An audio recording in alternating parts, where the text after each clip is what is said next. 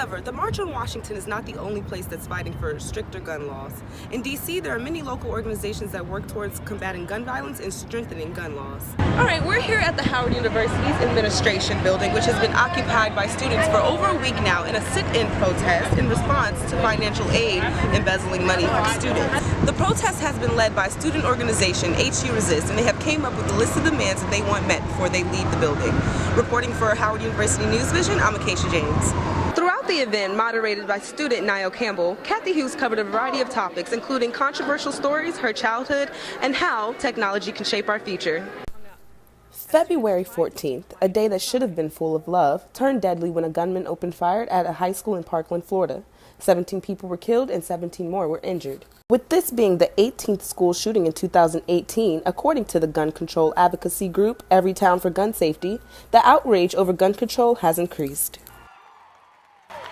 Politicians who sit in their gilded House and Senate seats funded by the NRA telling us nothing could have ever been done to prevent this, we call BS! This outrage is what led to the March for Our Lives in downtown Washington, D.C., March 24th, where thousands of supporters showed up in support of strengthening gun laws and stopping gun violence. However, the March on Washington is not the only place that's fighting for stricter gun laws. In D.C., there are many local organizations that work towards combating gun violence and strengthening gun laws. At the Coalition to Stop Gun Violence, the organization uses policy development, strategic engagement, and effective advocacy to combat gun violence. Legislative Director Christian Heine shared how losing his mother to gun violence affects what he does now. My dad survived from all of his wounds. My dad's best friend died on the way to the hospital. My mom died instantly, and the mother of those two kids had died too. So, like so many survivors of gun violence, what happened is we kind of started putting our pieces back together. My dad had to heal physically. We all had to do some healing emotionally. And then we started peeling back the layers of the onion and tried to say, how exactly did this guy get access to the weapons that he used this day? For Howard University News Vision, I'm Acacia James.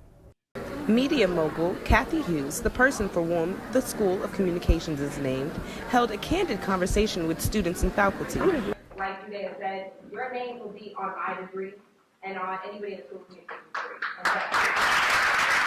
degree. Not only is Hughes a media mogul, but also the namesake of Kathy Hughes School of Communications.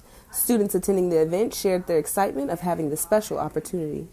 I hope to learn some insightful stuff about the School of Communications, and maybe Miss Hughes can tell me something that I didn't know before. Senior broadcast journalism major Judea Murray introduced Kathy Hughes and talked about why this was an important event for her to cover. I've always wanted to meet Miss Kathy Hughes because, she's a media mogul. She's kind of one of the pioneers in our industry, and I think it would be crazy of me not to meet the namesake of our school before I leave Howard. So I'm just looking forward to hearing any words of wisdom that she has, and, now that she knows my name, I feel really good about myself. Throughout the event, moderated by student Niall Campbell, Kathy Hughes covered a variety of topics, including controversial stories, her childhood, and how technology can shape our future. Kathy Hughes also shared advice to students to make sure you watch who you complain to in the workplace, and that with the availability of technology, students have the opportunity to be their own media outlet. For Howard University News Vision, I'm Acacia James.